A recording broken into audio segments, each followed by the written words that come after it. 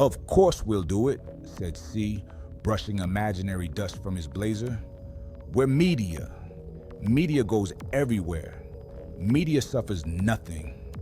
Besides, he gestured broadly at the invader, this monster could use a couple of color commentators. The judge blinked at them, sweat dripping from his temple. You're serious? As death, P declared, and twice as funny. C leaned in toward the crowd. Folks, you've seen us roast a juror for killing everyone in a town by accident. You've seen us mock Grimley's ugly mug.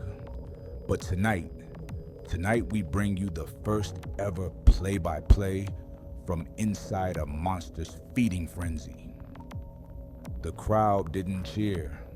Most of them were already locked in dreams, but the absurdity hung in the air like stale perfume. Even the invader paused, its hood tilting as though curious. The judge wiped his brow. Lean back into it. Let it take you. You'll fall through a portal, but remember, don't give it your fear. Don't give it your name. P and C exchanged a high five. Easy, P said. We've done worse gigs, C added. They stepped forward until they were directly beneath the invader. Its hood dipped, shadows pulsing like a heartbeat. They leaned back into the darkness as if collapsing into armchairs. Instantly, they stiffened. Their eyes rolled white. Their mouths gaped. And then, they were gone. Not gone from the courtroom. Their bodies still stood there, swaying. But in the dream space, they landed with a thud on something that wasn't quite ground. And we could hear them. Oh ho! P's voice echoed, tinny but clear, as if broadcast through invisible speakers. Ladies and gentlemen, we have entered the dream zone. Correction, C said, groaning as he pushed himself up. We have entered a garbage dump of nightmares. Bodies everywhere. Stinks like wet socks dipped in despair. Love it. The courtroom could only watch as the commentators described what they saw. P gasped. There's the juror I interviewed earlier, the one who killed his whole town. Folks, I can confirm he's doing it again. Strangling dream people with his bare hands, one by one. Unbelievable stamina. Give that man a medal, C added. Meanwhile, Grimley is over here being ugly in the dream too. His nose just sprouted a second booger. That's commitment to character. P laughed so hard the sound echoed through the chamber. This is gold. Ratings through the roof. As they stumbled deeper into the dreamscape, their banter flickered in and out.